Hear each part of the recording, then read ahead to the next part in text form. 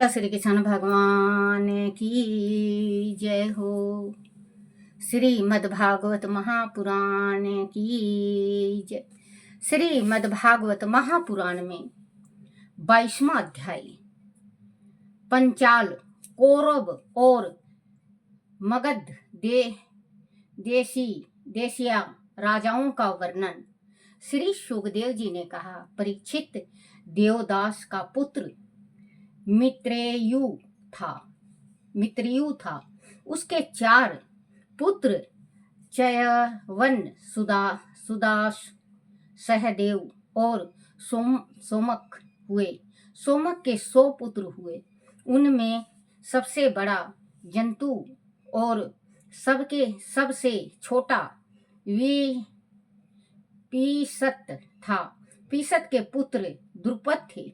द्रुपद के द्रौपदी नामक पुत्री और दुष्घुमन नाम का पुत्र हुआ। दुष्ट घुमन का पुत्र था दुष्ट केतु। यह सभी नरपति पंचाल कहलाई।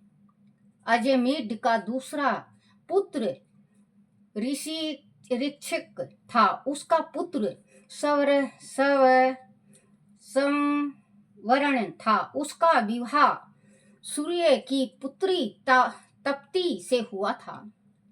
उसके गर्भ से कुरु वंश के जनक और कुरुक्षेत्र के स्वामी महाराज कुरु का जन्म हुआ था। कुरु के 4 पुत्र परीक्षित, सुधनवा, जाहू और निषधवर। सुधवा से सुहोत्र, उससे च्यवन, उससे कृति, उससे उपरिचर वासु, उससे बृहद्रता आदि पुत्र उत्पन्न हुए। उनमें बृहद्रदत्ता,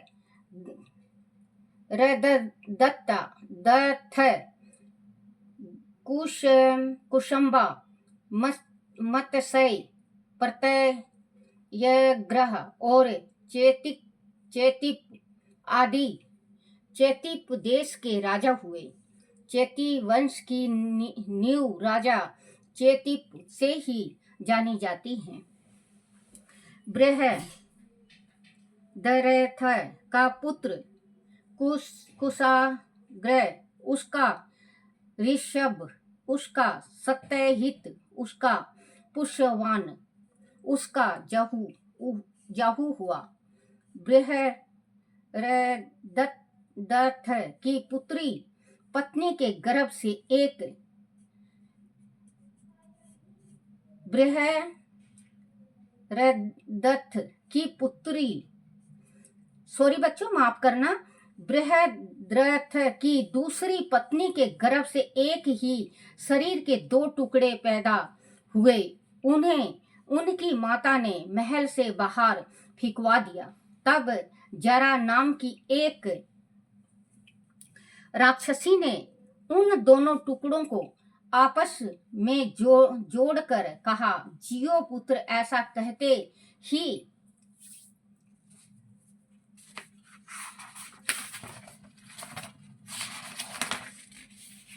कहते ही वह बालक जीवित हो उठा। तभी से उसका नाम जरासंध पड़ गया। वह मगध का सम्राट बना। जरासंध का पुत्र सहदेव और उसका पुत्र सोमापी और उसका पुत्र श्रुतसर्वा हुआ। राजन कुरु के जेठ पुत्र परीक्षित के कोई संतान नहीं हुई। जाहू का पुत्र सूरत था और उसका पुत्र विदुरथ, उसका पुत्र सर्वभौम, उसका पुत्र जयसेन, उसका पुत्र राधिक, उसका पुत्र आयुध, उसका पुत्र क्रोधन, उसका पुत्र देवती थी, उसका पुत्र ऋष ऋष्या, उसका पुत्र दिलीप, उसका पुत्र प्रदीप और उसके 3 पुत्र देवापी, सनातनु और बहिलक हुए। देवापी अपने पितुक राज छोड़कर वन में चला गया, इसीलिए उसके छोटे भाई सनातनु का राज अभिषेक किया गया। पूर्व जन्म में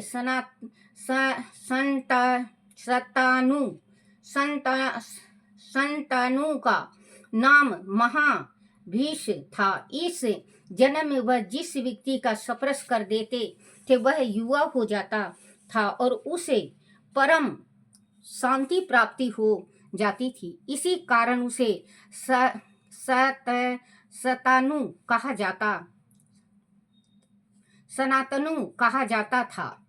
एक बार की बात है कि इंद्र ने राजा सनातनु के राज में 12 वर्ष तक वर्षा नहीं की। इससे ब्राह्मणों ने सनातनु से कहा कि तुमने अपने बड़े भाई के होते हुए राज ग्रहण किया है और उनसे पहले विवाह भी कर लिया है, इसीलिए तुम परिवेनता हो। इसी कारण तुम्हारे राज में वर्षा नहीं हो रही है। आदि तुम अपने नगर और राज की उन्नति चाहते हो तो वह राज अपने बड़े भाई को लौटा दो। उसकी बात सुनकर सनातनु वन में गृहस्थल आश्रम स्वीकार नहीं किया। भाई को लौटा दो। उसकी बात सुनकर सनातनु वन में गए और अपने बड़े भाई देवापी से राज स्वीकार करने के लिए कहा, परंतु देवापी ने गृहस्थल आश्रम स्वीकार नहीं किया और ना राज लेने में ही रुचि दिखाई। उन्होंने कहा कि मैंने अपनी इच्छा से वन जीवन स्वीकार किया है। राज और गृहस्थल में मेरा मन नहीं रहता। उनके ऐसे कहने पर राज में खूब वर्षा हुई।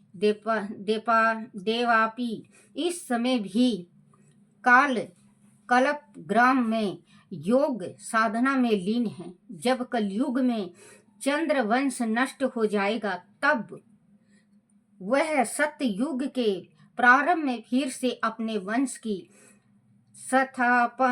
स्थापन करेंगे। राजन, सनातनु के छोटे भाई बहलेहिक ने पुत्र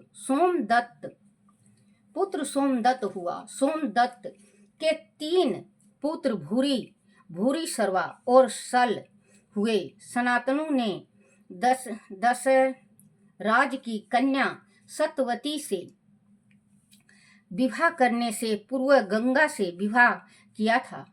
उससे उन्हें अखंड ब्रह्मचारी भीषण देवव्रत की प्राप्ति हुई थी। भीष्म समस्त धर्म यज्ञों के सिर मोर भगवान श्री कृष्ण के परम भक्त और परम ज्ञानी थे। वह संसार के समस्त वीरों में अग्रणी नेता थे। उन्होंने भगवान परशुराम को भी युद्ध में शांत कर दिया था। सनातनु ने दशराज की कन्या सतवती से 2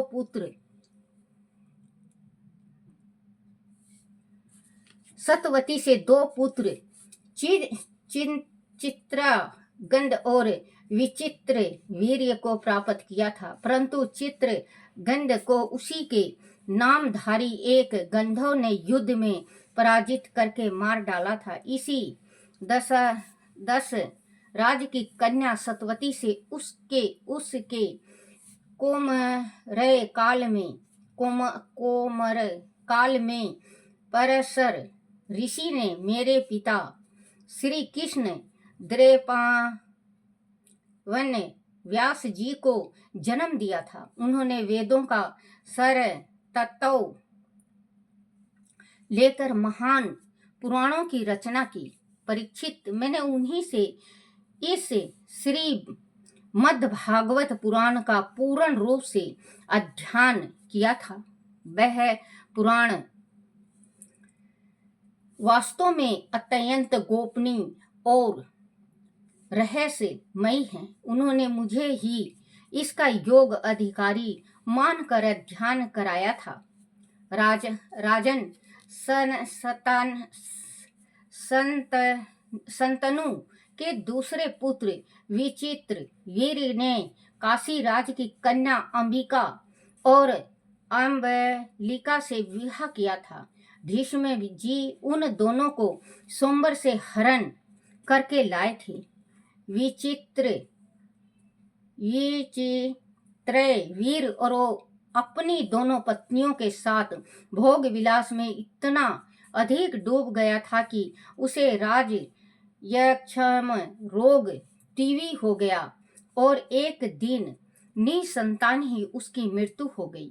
तब माता सत्यवती के कहने पर मेरे पिता व्यास जी ने अपने भाई की स्त्रियां अंबिका से धृतराष्ट्र और अम्बालिका से पांडु दो पुत्र उत्पन्न किए। उनकी दासी से उन्होंने तीसरा पुत्र विदुर पैदा किया। विदुर जी में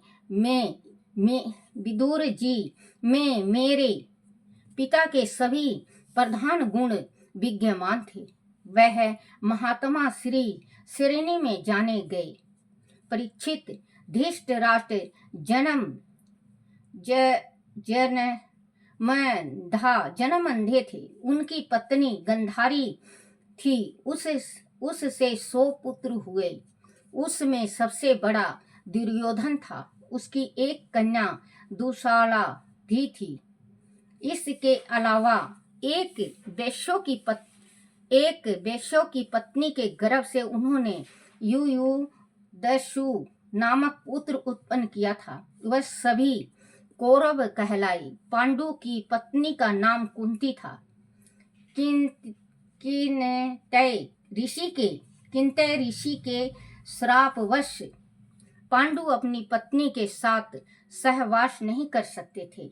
वह सहवास करते तो तत्काल उनकी मृत्यु हो जाती। महर्षि दुर्वासा ने कुंती को उसके कुमारे काल मतलब कुंवारी थी उसी टाइम मंत्र दिया था कुंती को। बच्चों, जो कुंती ने जब ऋषि दुर्वासा ऋषि चले गए तो वो मंत्र का जाप करने लगी सूर्य देवता को याद करके। तो सूर्य देवता आ गए तो उन्होंने ये कहा था कि जो भी मतलब जिसको भी याद करोगे वो आ जाएंगे और फिर इसके बाद तुम्हें संतान जरूर होगा। तो ये घबरा गई क्योंकि सूर्य देवता कहे बोले मैं तो भाई अब तुम्हें संतान होना ही होना है। तो इसको करण हुआ था, कुंवारी को करण हुआ था। तो उन्होंने क्या किया, एक छावड़ी सी में डाल के और गंगा में बहा दिया था। तो राधा के आगे चल होगा बच्चों, इतना ध्यान नहीं रहता मुझे। वहां राधा कोई वो था, उसको मिला था करण। सहवास नहीं कर सकते थे। वह सहवास करते तो तत्काल उनकी मृत्यु हो जाती। महर्षि दुर्वासा ने कुंती को उसके कौमार्य काल में देवताओं के आवाहन का एक सिद्ध मंत्र दिया था। उसी मंत्र के प्रभाव से कुमारी काल में कुंती ने भगवान सूर्य को, देखो बच्चों आया ना, भगवान सूर्य देव का आवाहन करके उससे करण को जन्म दिया था। लोक लाज के भय से उन्होंने उसे जल में बहा दिया। उस बाद में धृतराष्ट्र के सारथी ने जलधारा से निकाला और अपनी पत्नी राधा को पालने के लिए दे दिया। करण सुत पुत्र कहलाया और बाद में दुर्योधन की मित्रता की वजह से अंग देश अंग देश का राजा बना। राजन कुंती ने धर्मराज का आवाहन करके उनसे युधिष्ठिर को, वासुदेव का आवाहन करके भीम को और इंद्र का आवाहन करके अर्जुन को जन्म दिया।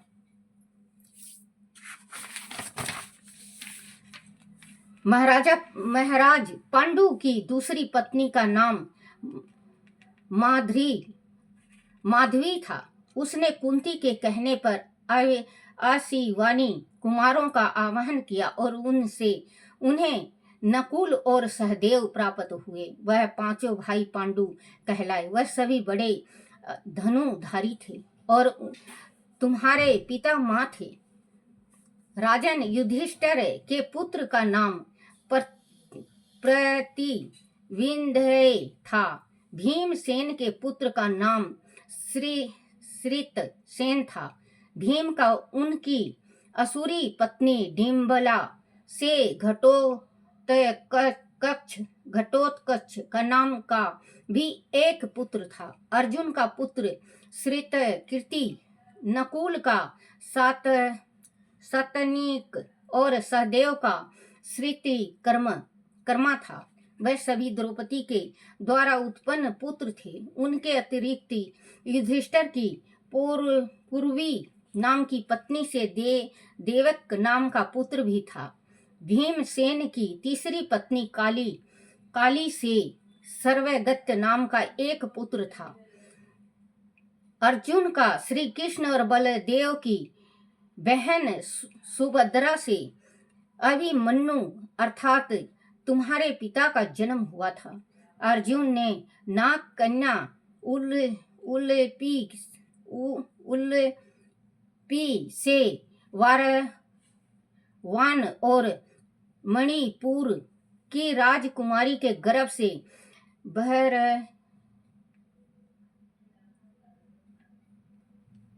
बरबवाहन को जन्म दिया था। उसके नाना ने ही पाला था, इसीलिए वह उन्हीं का पुत्र कहलाया। अभिमन्यु द्वारा उत्तरा के गर्भ से तुम्हें परीक्षित जन्म लिया था। सहदेव ने पर्वत कुमारी विजया से सुहोत्र को और नकुल के करेणमती से निर्मित्र को जन्म दिया था। परीक्षित महाभारत के युद्ध के उपरांत जब संपूर्ण कौरव वंश का नाश हुआ और द्रोणाचार्य के पुत्र अश्वत्थामा के ब्रह्मशस्त्र से उत्तरा के गर्भ में तुम भी जल चुके थे, तब भगवान श्री कृष्ण ने अपने प्रभाव से तुम्हें मृत्यु के मुख से बचा लिया था। राजन, अब तुम्हारे पुत्र तो तुम्हारे सामने हैं। जन्मजय, श्रितसेन, भीमसेन और उग्रसेन, यह सब के सब अपने पिता और पितामह के समान बड़े पराक्रमी थे। जब तक्ष के काटने से तुम्हारी मृत्यु हो जाएगी, तब इस बात से तुम्हारा पुत्र जन्मजय बहुत क्रोध होगा और नाग यज्ञ करके नागों को हवन में भस्म करेगा। कवसे यतुर को वह पुरोहित बनाकर अश्वमेघ यज्ञ करेगा और सारी पृथ्वी पर विजय प्राप्त करेगा। यज्ञ द्वारा भगवान वासुदेव की आराधना करेगा। राजन, जन्मजय का पुत्र होगा सतानिक, जो यज्ञ बलकय ऋषि से तीनों वेद और कर्म कांड की तथा कृपाचार्य से अस्त्र विद्या की शिक्षा प्राप्त करेगा। इसके अलावा शौनकादि ऋषियों से आत्मा ज्ञान प्राप्त करके परमात्मा के परम धाम को प्राप्त होगा। राजन, सतानिक का पुत्र सहस्त्रनिक होगा और उसका अश्वम यज्ञ, उसका असीम कृष्णा और उसका नेमी चक्र होगा। जब हस्तिनापुर गंगा जी में बह जाएगा तब वह कोशवीरपुरी में सुखपूर्वक निवास करेगा।